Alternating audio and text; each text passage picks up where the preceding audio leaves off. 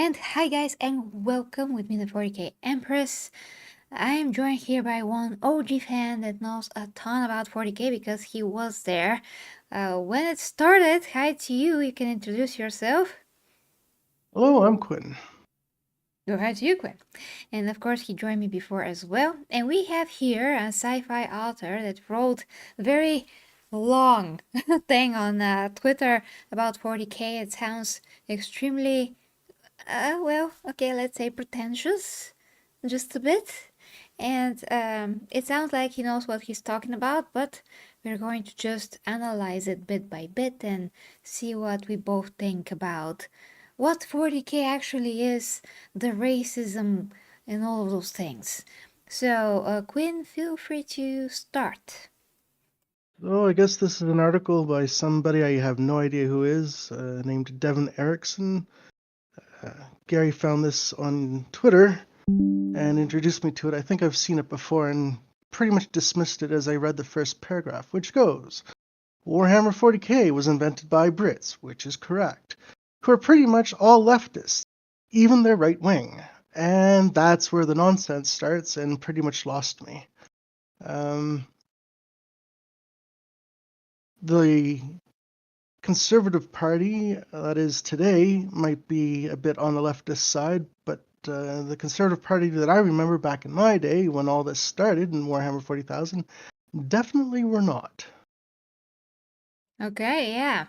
So basically, this sounds to you like it's a bit from a modern perspective, maybe? I would say it's probably from a millennial that has no idea about history, hasn't read much about history, and doesn't know much about society and how it's progressed over the years. It just sounds like somebody who's trying to virtue signal to the conservative side of things that isn't he wonderful that he can take Warhammer 40K and make something of it that it isn't. Yeah, and that is something that a lot of other people are doing anyway these days. It kind of like, yeah, it's almost like a trend to just take 40K and make a lot of stuff about it. I mean, Arch even has a whole video about how 40K is right wing extremely. He made a whole essay video about it. So people are saying the opposite on the other end. So it's like, what is it? If you're not reading it and using your own critical thinking, you could be led astray very easily, basically. Well, if you listen to Arch also has another buddy that is into politics as well, who was originally, left-leaning, but has definitely become more conservative over the years, and he does a lot of good detailed analysis. His name is Carl Benjamin, Sargon of Akkad. Oh, yeah. And he did an analysis of Warhammer 40K, and he says it has a lot of right-leaning perspectives. And you can't disagree, but at least he does the analysis and shows the homework. This Yeah. guy is just, winging it from the seat of his pants, and it left a sour taste in my mouth as far as, there's some ideas there that have a kernel of truth, but then are twisted into things that are not correct. Yeah, So, for sure. But the point is that Arch as well also is trying to push it, like literally push it in that particular direction, totally forgetting that the bottom line of 40K and how it all started, it was not about the modern perspective of how we see politics today because it was created no, 37 years ago. exactly. So to apply all of these definitions is just not objective, even if it is more right leaning the way that we understand it now or left leaning. And of course, these Well, types of politics, I mean, to say that something is right or left, this is very American and does not apply in all over the world. I mean, if it is applying, but not in a universal way because we all have different nuances to what that means. So yeah. true. But I can understand where the pushback is coming from more conservative leaning people because of everything that we've seen in pop culture has become destroyed. You look at Doctor Who, you look at Star Wars, you look at Star Trek, you look at Lord of the Rings. They've all been infiltrated to one degree or another and pretty much destroyed. Warhammer 40K has a strong a stronger right-leaning perspective than most other genres, and could be a bastion against it. And it's only just recently starting to be infiltrated, as some people might see it. So I can understand why some people would want to highlight that it is more conservative in its perspectives and presentation, and try and then some people might try and virtue signal or boost that signal to make it more than what it actually is, to maybe push back against all the left-leaning perspectives we've been getting in all of our other pulp culture. So there is that, but at the same time, you have to be reasonable and keep things in perspective. Yeah, of course, because at the end of the day, 40K is about the story and not about a particular politics that we have in the real Exactly. world. That's absolutely Yeah. ridiculous to be Yeah. applying the analogy in this kind of a manner. But anyway, let's continue, if you will, and see what else we have here to work with because it's quite long. Well, yeah, that is a lengthy, dose of verbal diarrhea. But because a great deal of left-wing belief is performative, the left often admits things in their fiction that they would never acknowledge politically. Well, as Dr. Jordan Peterson would say, I wouldn't say it's so much performative as it is projection.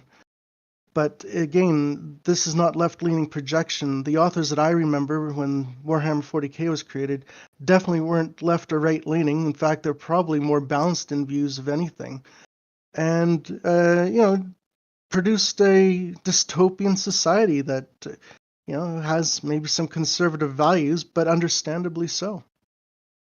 Yeah, how about calling it moderate to some extent? I mean, 40K. Because at least I saw that Metatron tries to use this term when he describes how he feels about politics in general, when you're trying to just be reasonable and not be to one or the other extreme. He kind of called that moderate, you can say. Well, anybody that has a slightly opposing view to anybody that's on the left wing, at least the alt left or the extreme left or whatever you want to call the left wing that it is today, is considered right wing or a Nazi. So the Overton window has shifted so much. It's hard to take what we would consider a moderate view when it's already deemed as being an extreme alt right view from the get go. Yeah, but it's about how one feels or tries to define themselves when speaking about politics in general. So, yeah, okay. Yes. Yeah, let's continue to see what he actually means here, if you will, again. So Warhammer 40K is not so much a story as a setting, a narrative universe, whose real purpose is to support a wargame by allowing plausibility for endless conflict of anyone against anyone. No matter what factions of little army men you invest in, and apparently they cost a lot, there's always an excuse for them to fight whatever faction of little army men someone else has. To set up these particular story circumstances, the lore must be arranged in a certain way, and unnoticed or almost unnoticed by the authors is the crucial admission that was necessary for this. And I gotta scroll down, sorry. Tolerance is a luxury. Warhammer 40K shows a humanity which, under threat of annihilation, has dispensed with this luxury and is doing what it must, taking care of their own. The scenario is specifically constructed so that tolerance, coexistence, or even non-aggression towards any of the alien races that populate the galaxy would simply be suicide on the species level, the extermination of the entire human race. Warhammer 40K is, of course, fiction, and therefore the non-human Xeno species were invented specifically so that there could be no coexistence with them, and intolerance was therefore necessary. And that's where I'm starting to get a bit of a rub and take exception to what's going on here. Yep. So, yeah, what do you Because think? what do I think? I think this person has no understanding of human nature and of history and of how the world works, is what I think. Because, modern society today, and how we all interact as a society globally is thanks to the Brits, whether you like it or not. They brought globalism, they brought communication, they brought the Industrial Revolution, they brought transportation to a mass transit to make intermingling of different peoples together possible. Now we're taking it to a galactic scale. You know, you look at human history, it's fraught with conflict. The people of different nations all have different wants, needs, goals, aspirations, requirements to survive as a society. And that in itself is going to cause conflict, no matter who or what you are. So it doesn't matter what species you are, what race you are, what culture you are.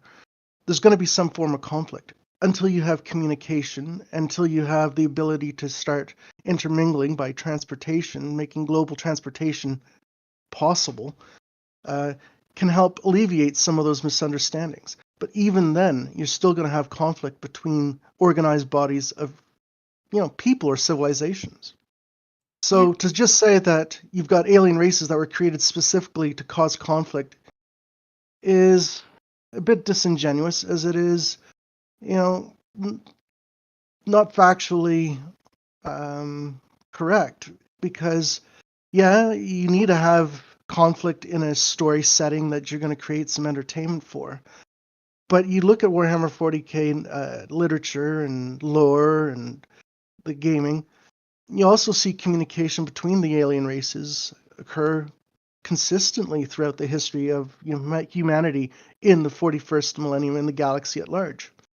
So I think they're just trying to create a virtue signaling fluff piece to make themselves look good to the right, when to me it just comes across as somebody that has a half-assed idea and didn't think it through fully. Yeah, it's kind of like totally forgetting about the nature of communication between anyone or anything, because on the galactic scale it is going to be a bit similar like in between countries, but on a galactic scale. So instead of countries you Mm-hmm. have planets, instead of other nations you have alien species in this case. Yeah. Okay, then we can continue on. Okay, so let's go down. But while fiction doesn't prove anything about the real world, it does prove something about the author. In this case, it proves that even the culture of a left-leaning socialist authoritarian nation can still conceive of a race which is not possible to tolerate. Oh, so this is basically going back to, say, something like the orcs in D&D, or in Lord of the Rings. They couldn't have orcs that are just purely evil, created to be evil. They gotta be, the more kinder, gentler orcs. It's just ridiculous. I mean, what do you think Tyranids are all about? Of course, they're gonna, settle into society and have a steak dinner with you and ask about the weather. Come on. Yeah, Of an no. alien, yeah, Yeah, no, we cannot integrate uh, crazy aliens. I mean, a species that literally wants to destroy everything, every living thing. So it's just like a parasite. exactly. Or you have the Necrons, which some might seem benevolent on the surface, and others are more authoritarian or want to conquer the galaxy again. It's just there's nuance to the Warhammer 40K universe as there is nuance to the species that they've created. And I think this guy, by just the first line, the so-called expensive miniatures, doesn't have an understanding of what the tabletop is, never mind what the lore is. I think they just heard some stories from some people and are trying to virtue signal. Yeah, everyone has to weigh in on Warhammer 40K, even if they are not exactly into it for real that Yeah. much. So I have to disagree with them. It proves nothing about the author. It proves that the author is actually quite good at thinking about scenarios and looking at history, which a lot of 40K is based off of, is world history and cultures, and trying to integrate it into a storyline that the rest of us as a consumer can appreciate. Indeed, very well Yeah. said. So, to carry on, of an alien which cannot be welcomed, sheltered, embraced, or understood, against which we must armor ourselves in contempt, shield ourselves with disgust, and fight back with hatred. That there is such a thing as too much tolerance, and such a thing as too little racism. And there comes the nonsense again. It's just, yeah. From here on out, it's just going to be about bashing on racism and. I don't know why you Again, have to twist it this way. It seems very inadequate to think like that. I agree, but some people have to bang the drum because, back in my day, we judged people by the content of their character and what they did by their actions and not the color of their skin. But, because we have to manufacture racism now just to make sure that there is still some for everybody to have a piece of it to go around. This guy's just doing it for the same reasons, but on the right side of the aisle as opposed to the left. So Yeah, here we that is are. just cancerous. I mean, it does not help anyone. If the right side No, tries to do basically destructive, toxic things, like literally toxic this time, not just like that use of the yeah, word, but really, then what then? I mean, we who have nothing knows? to turn to. Well, let's see what else he has to say. When we consider it is in the light, it is all, of course, obvious that there are real world examples as well. It would be ridiculous not to be racist against screwworms, or mosquitoes, or cancer cells, or the smallpox virus.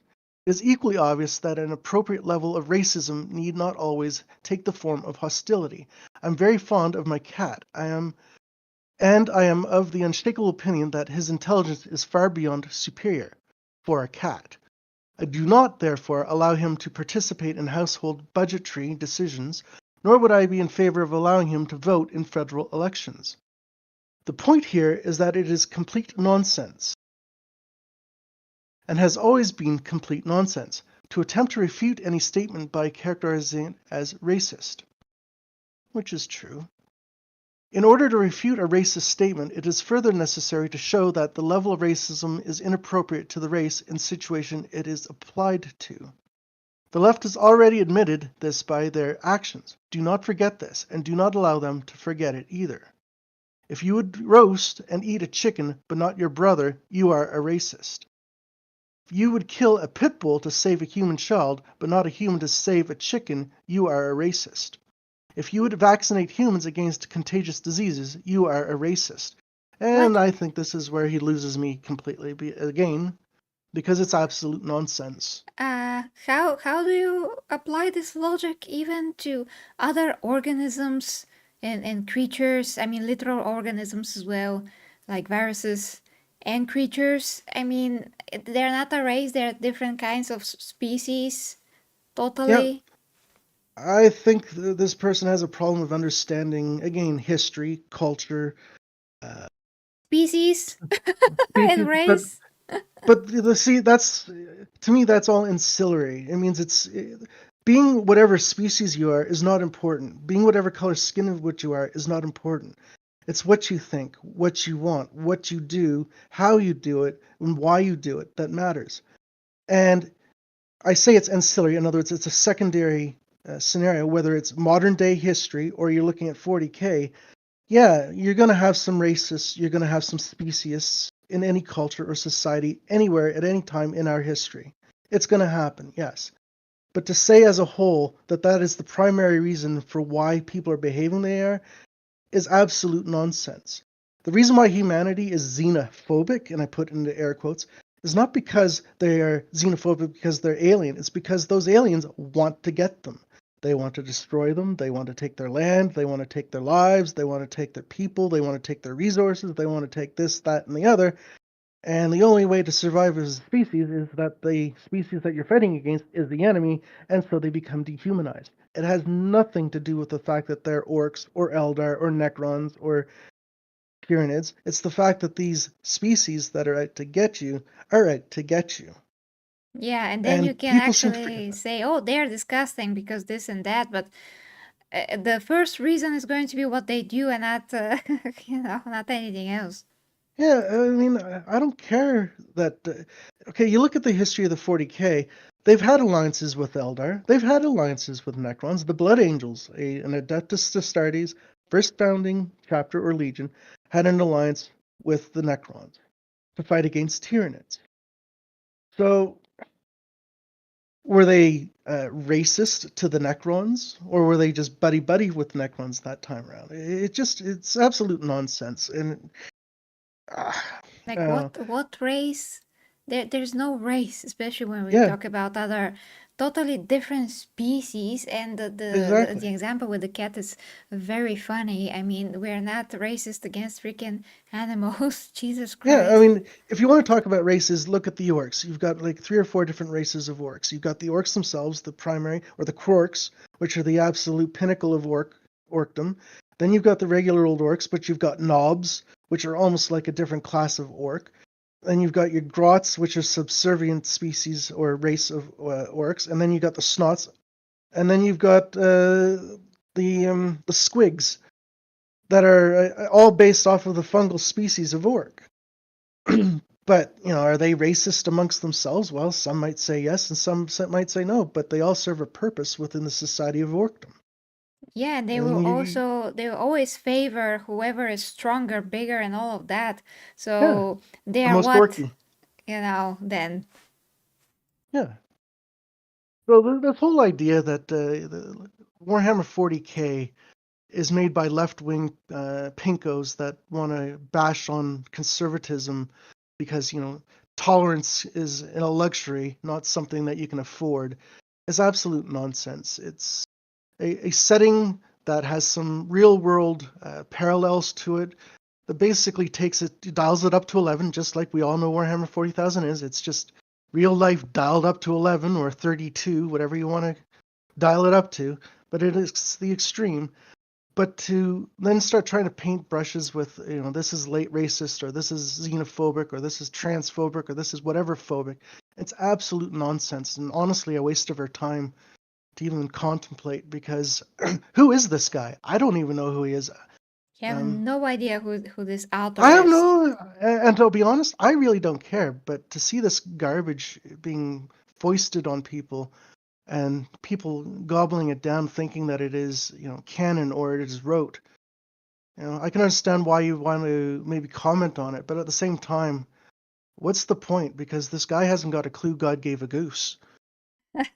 Well, John De La Rose told that he's profound, so yeah. Oh, right, John. I see. I've seen a couple of his videos, but I really didn't know who he was. I understood that he's an author only because he bangs on that drum that he's an author. But if he can't stay consistent in his explanations and opinions, how consistent is his story going to be? I Well, don't put that's a good much weight or question. stock into him. I rather listen to somebody that actually vets what they're saying, has some knowledge about what they're saying, and then shows you the receipts to say that, this is where I found it. You can go verify it for yourself and find out if there's any fact or fiction to what's being said. And then take your own decision as to how you want to deal with it. Yeah, well, there's a lot of problems there, not only that, but we shall continue now. We are almost at the very end. Well, there's only a couple of sentences left. So, if you would vaccinate humans against a contagious disease, you are a racist. So, obviously, everyone is racist. And the only legitimate answer to accusations of racism is yeah, so. The only valid question here is how racist should we be and towards whom? Oh my And then God. that's the end of that article. And then And what is that under at my armor is contempt, my shield is disgust, my sword is hatred. Where is that from? um, and I think it's one of the quotes that an Astartes has said before. I think it probably comes from the Black Templars, if I recall correctly. But regardless, yeah, it has been uttered that way. But I think it's just a motivational speech for a soldier to prepare for battle. Because honestly, it's not easy to be in combat as a soldier and to shoot another living being, and the only way to do that is to make them other or to hate them, and that's exactly what's being done here. It's a litany of hate to gird yourself for combat and to take lives. Yeah, well, that just means that context is everything because if you Wow. know that, There's a concept. Context. yeah, Sorry.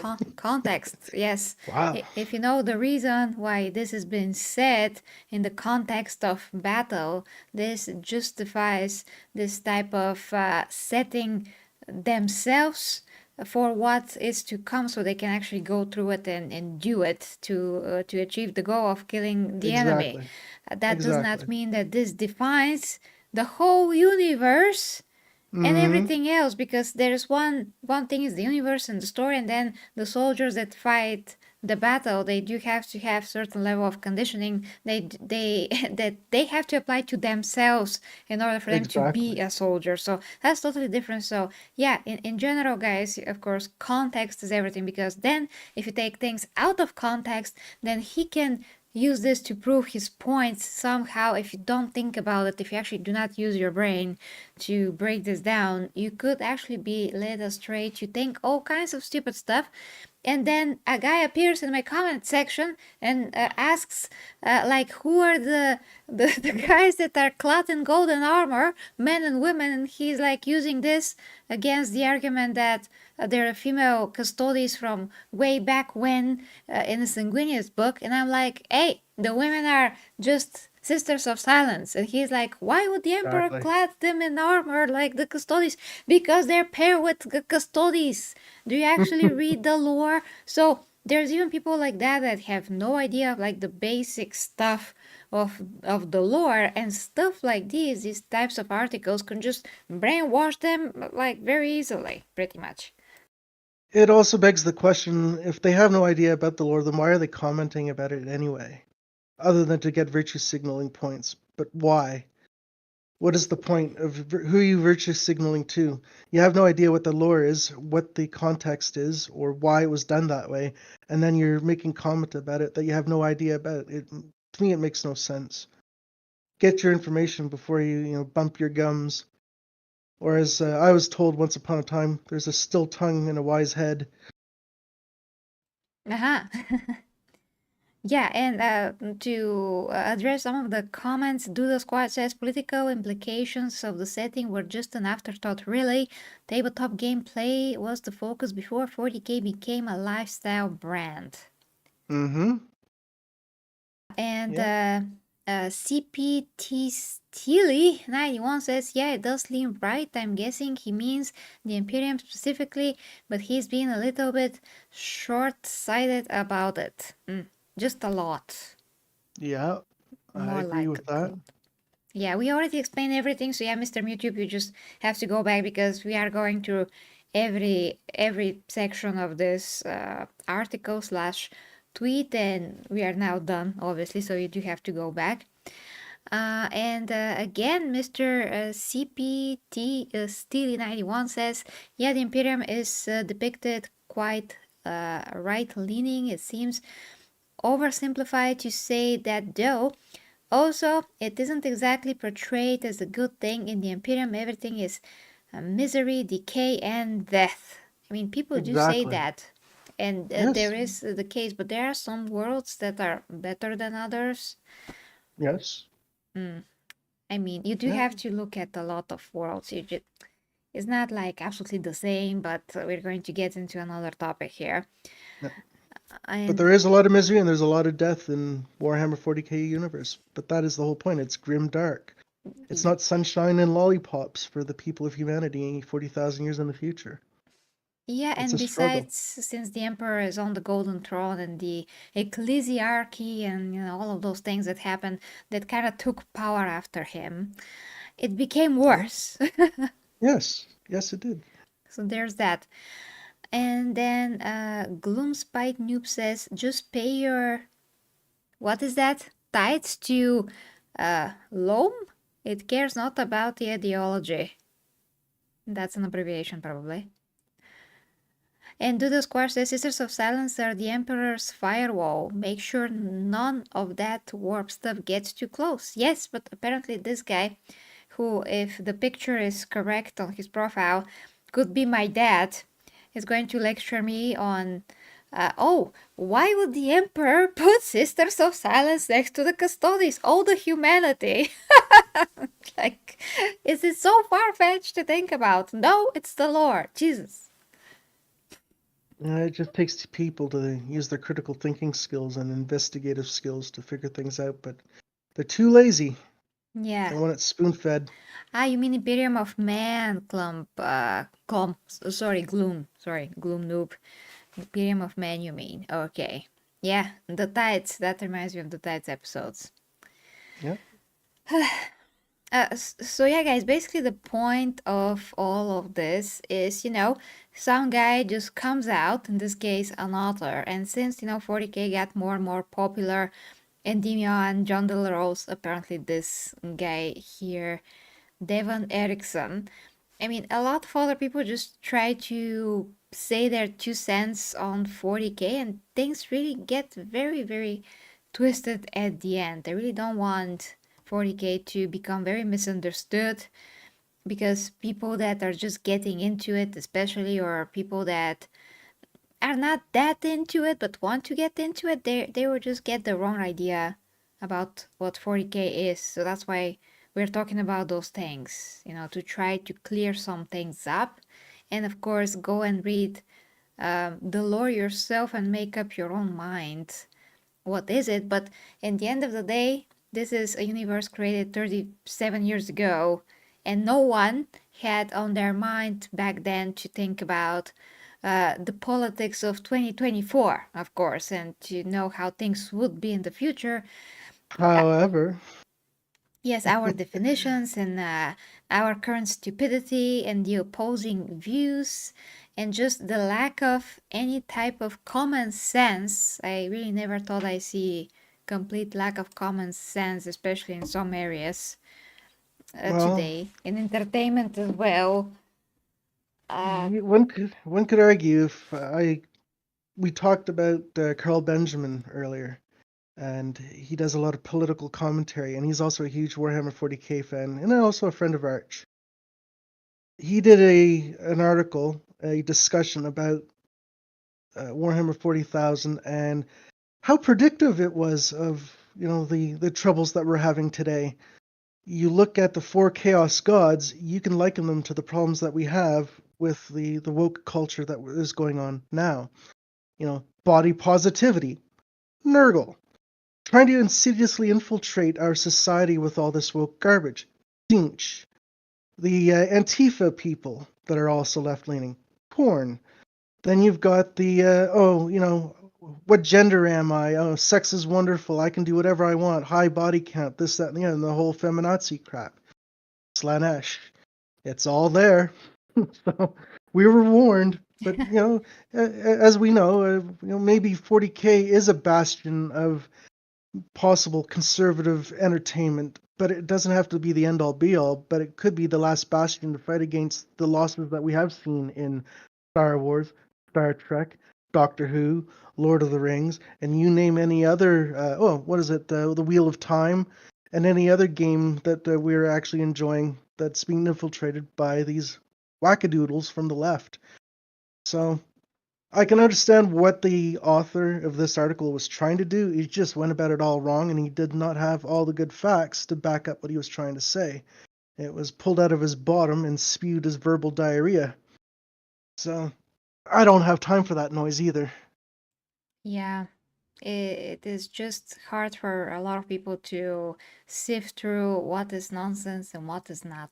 So that is why Exactly. this is the best time ever for young people, and I guess looking by my comment section, older people as well, to just get get good at learning their own stuff and just counting on their Mm-hmm. own minds, because really manipulation of all kinds is everywhere. And for us as well to reach this part here, we also get through our own research and our own journeys of critical thinking, trying to sift through stuff as well. So here we are here. Yeah, no. And Yeah, but it's so easy to get suckered into something that is not true. You have to be vigilant, and that's what Warhammer 40K preaches: vigilance. Keep your guard up. It's how you're going to survive. Exactly. And the funny Yeah. thing is, this is not related to 40K, but still it's related to the nonsense. So now in Bulgaria, we actually have Big Brother again because we didn't had that show for years and years and years. And we are not the type of a country that will really get into all of those woke stuff, but eventually it reached here, unfortunately. So now in Big Brother they put one girl that is super obese to represent the body positive, one girl that thinks that it does not matter which gender are you, she will f everything. uh, then there's one that is against all of that, and the others are just like girls with a lot of procedures with huge lips that just go 5 minutes before the face and all of those Wow. things.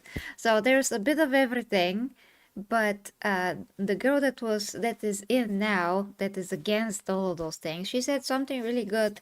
And I mean, she did prove that she's really like leveled, basically, because she did say, I don't mind whatever you do in your personal life as long as you're not opposing it on everyone else. That's the bottom Exactly. line. So it's not like Exactly. she came there with the peach and forks and all of those things. She was like, you can do whatever you like, just don't bring other people in it like forcefully.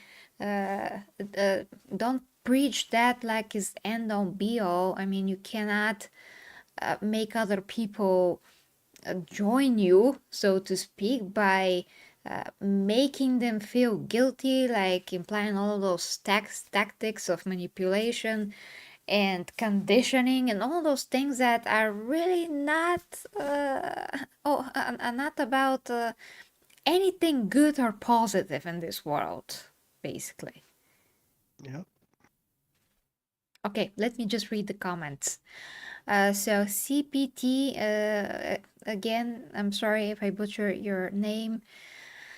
Uh, Still, E91 says it's like he expects 40K to be an idyllic utopia like Star Trek or high fantasy sci-fi adventure like Star Wars. But it isn't. It's grimdark, it's the worst timeline where everything is horrible. And then again, he says good or evil aren't absolutes and depend entirely on what side you are on. That seems to be too nuanced for this guy. I would agree with that. Yes. Yeah, that is true to a point, but then again, I have another issue. When I started 40K initially, and that's maybe like a different topic, maybe I will cut that out separately, but when I started at 40K, of course I watched Bricky. And of course I watched his breakdown of the human factions and the Xenos factions. And right then and there, because I'm very good at analyzing literature, that is how I was taught in school to understand Mm-hmm. what the author wanted to say and all those things. I got a few things that did not sound right to me because he, as well as other people, try to just perpetuate this understanding or just the view of 40K that there is no really anything good or evil. There's not really any good or bad guys. There's just like nuances and all that. Okay, that is true, of course, to a point, but then again, you still have to dig deeper and to still actually look at everything and measure everything. That is why actually Yes. I want to do like a video response to Major Kill because he did recently a video about is the Emperor actually good or evil? Because there's a lot to be said there, and he didn't actually get into it very deep at all. But yeah, basically, the problem that I immediately was like, ah, wait a minute, what is that? Was when Bricky said that there are absolutely no good guys in 40K, and everyone are like rah rah rah, and they're gonna kill you, and it sounded like everyone are berserker beastmen, that they're just gonna Mm-hmm. kill you. And of course, for some chapters that is the case. It's just not entirely universal because then again, you do have chapters that are very noble, that have very good qualities as soldiers, as people. They respect each other. They even love each other as brothers. So they do have some kind of um, a creed and positive qualities to them. And of course, they are compelled, so to speak, to fight the Xenos. But that does not mean that they have evil in their hearts when they're doing it. There's Mm-hmm. it's very different. Whereas the Chaos Gods, they are inherently created from the negative thoughts and emotions of course all kinds of races. Yep, humans as they're well. they're inherently evil. Yep. Exactly, but people are trying to It's make them out to be good because they're also represented the positive qualities, and then to that I say, well, every positive quality that a particular chaos gods represents is just a mean to an end, and the end is the yes, negative. It is where exactly. that god wants to bring you to that end. That god Yes. wants to make you, like, give you something and then push you into the direction of his own agenda, literally, and to make you descend to that whatever that end is. It's like a descent, it's not an ascension, because once again I'm seeing in my comments, there was a guy that just commented on my sanguineous figure representation of Joy Toy, and he's like, Fulgrim is the real angel, not sanguineous. And I'm like, what are you talking about?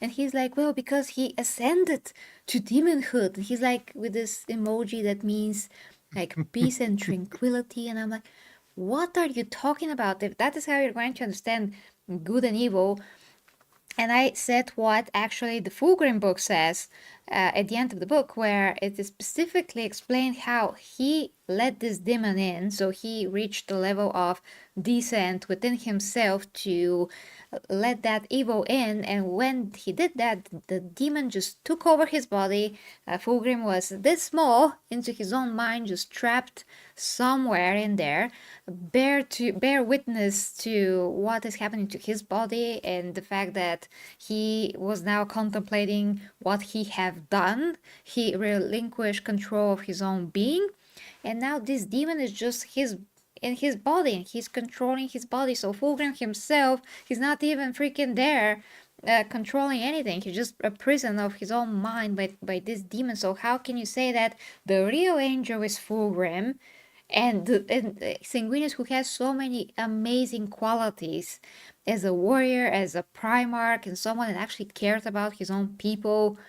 What are you saying? He's like virtue with Hmm. wings. Yes. He is. Yeah. The whole topic is very nuanced. I think it actually would be a good topic to discuss. Um, for me, when I look at that topic of who are the good guys and who are the bad guys, well, it depends on the level of scale. Um, how important is humanity to you, or humans to you? Well, if they're important because we are human, well then, we are going to have good guys and there are going to be bad guys. And whether you like it or not, the Commissar is just as much of a good guy as the Astartes is defending humanity, as is the Custodes, as is the Sister of Silence that's taking psychers on board ships and putting them into chains or offering them an opportunity to serve the Imperium of Man as a psyker. But then you can look at a salamander, the noblest of the Astartes chapters, possibly, and they have no problem killing Xenos children, according to one story. So, again, you can just look at real day life. There's a saying that I've read sometimes, I'm not the hero you want. I am the monster you need.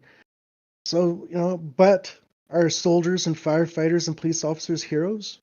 It's all a matter of perspective. So yeah, there are good guys and there are bad guys, but it's to the degree and to the angle that you want to take the perspective from. For the Necrons or the Orcs, well, they could not care less. But to the Eldar, the Imperium of Man may be the bad guys, but the Eldar are just as much bad guys to the Imperium of Man. Yeah. But the other side of that coin to that whole conversation is, Fulgrim is the angel. Well, that's the whole problem with the millennial and Gen Z generation being flooded with the modern day entertainment for modern audiences of there are no more superheroes anymore. It's just bad guys that are misunderstood and they're actually good. I'm sorry, but no, evil is evil. They do evil things. They may have been led down the garden path, but everybody has been led down the garden path. It's how you choose to take that and make yourself. If you want to go in the evil route, well, then you became evil. If you want to become a little bit more virtuous and take the bad that's happened to you and turn it to good, well, that would probably make you more of a hero, wouldn't it? So I'm sorry that argument kind of falls flat in its face for me when it comes to the, oh, Fulgrim's the hero, not Sanguinius. Yeah, no. Oh my gosh, his whole book is for the fact that he had a lot of flaws when it comes to his ego and how he views Yeah, himself, and that led to his descent into this whole yeah. state. That's what made him corruptible, what made And him he was, flawed. yeah, and he's too weak of character to actually overcome it and become the hero that he could have been. Whereas the only Primarch that I can see that fell to chaos that I have any sympathy for really is Angron. And it's because he wasn't really given much of a choice with the Butcher's Nails severely interfering and influencing his mental processes. That he was disadvantaged from the get-go. But Yeah, the rest of them all made the choice and they fell pretty easily. As far as, well, not exactly. Yeah. necessarily easily, but they all fell. And they made the choice, but yet they were supposed to be paragons of humanity. So they are human, they are flawed, and how they chose determined whether they were good or evil. You know, Yeah, people. absolutely. I'm gonna plug Russ a bit. People bash on Russ that he's just a drunkard and he's just an animal and he's just one of the worst Primarchs, and yet I think he's probably one of the best support mechanisms for the loyalist Primarchs and for all of them. He teaches them lessons like Angron. Look, you're raging like a lunatic here, but your army's been destroyed and you're surrounded by my boys and they're ready to kill you. Do you not see the flaws in your logic? He talks to the lion, and the lion is basically an animal in human clothing, whereas the wolf is a human in animal clothing. But he actually supports the lion, trying to teach him and discover himself, to understand himself better. Hell, the man even let his brother plunge a sword into his chest, taking out one of his hearts. Seems like they're replaceable because that's the second time I think that Russ has had his heart destroyed. Uh, Once with the lion and once with what's his name, Horace. But yeah, it's just there are good guys and there are bad guys, and life can be like that. You can define it black and white in that sense, but there are shades of gray as well. Because again, the salamanders, to humanity, they're paragons of virtue and goodness, but to the Eldar, not so much.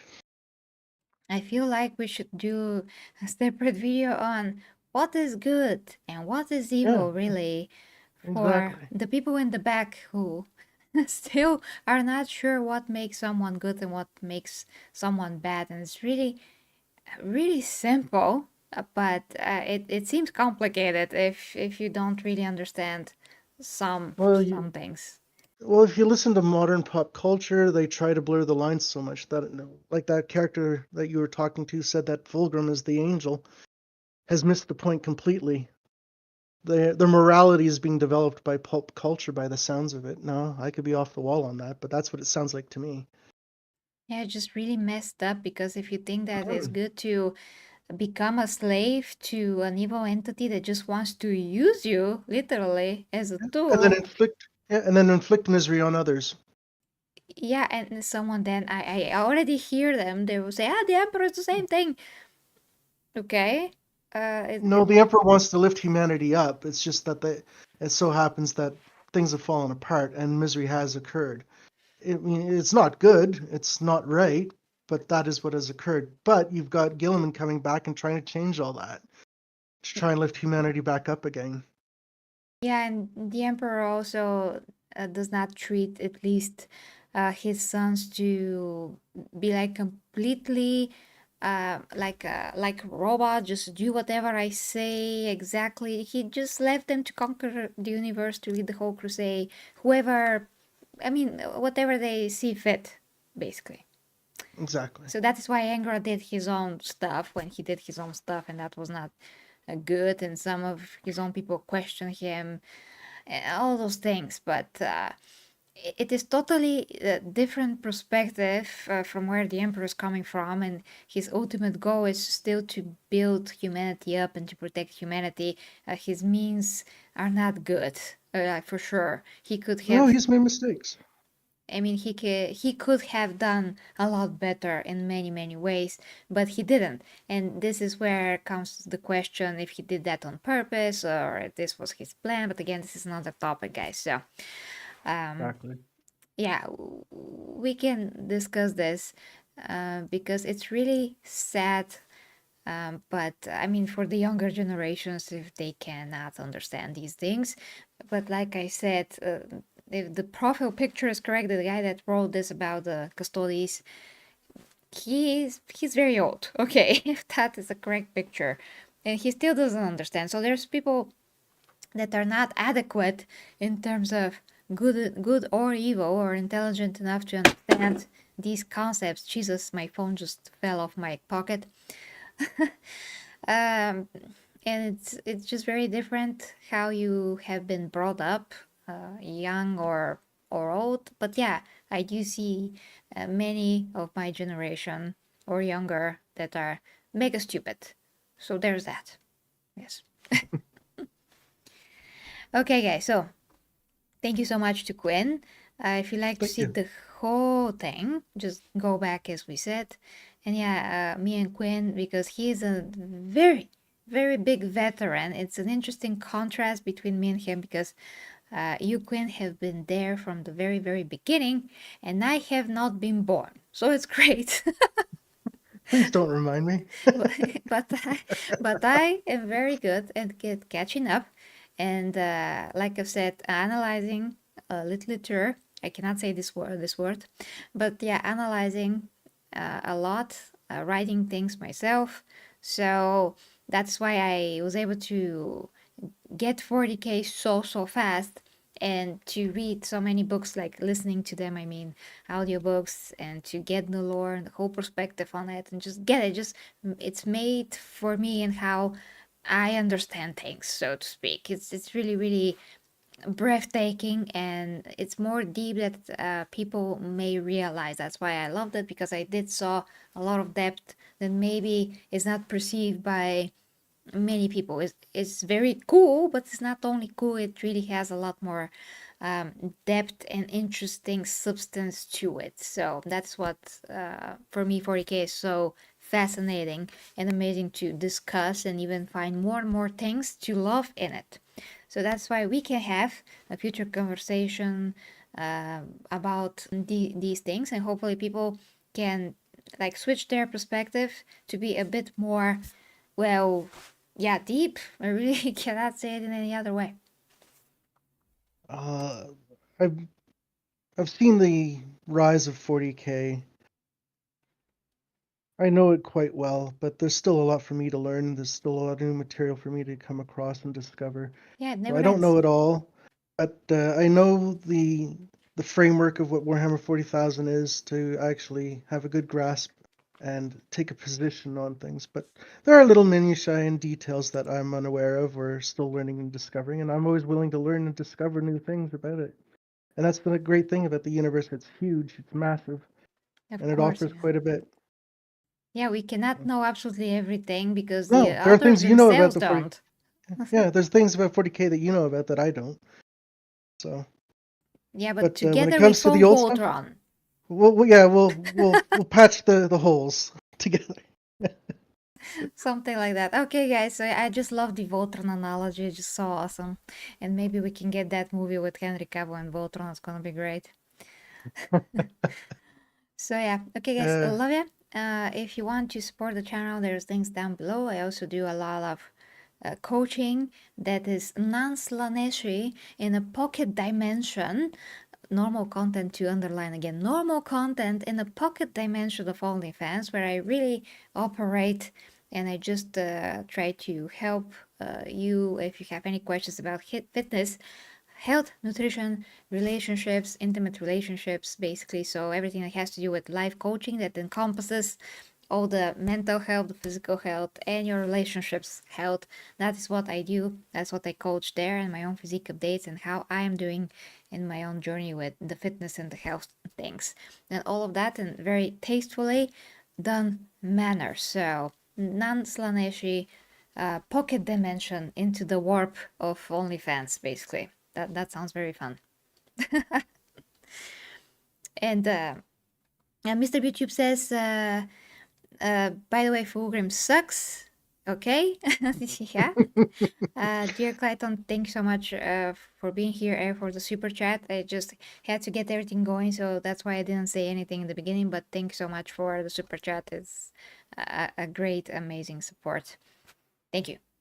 Okay, Quinn, with me and Quinn. Bye for now, guys. Bye bye. Take care, guys.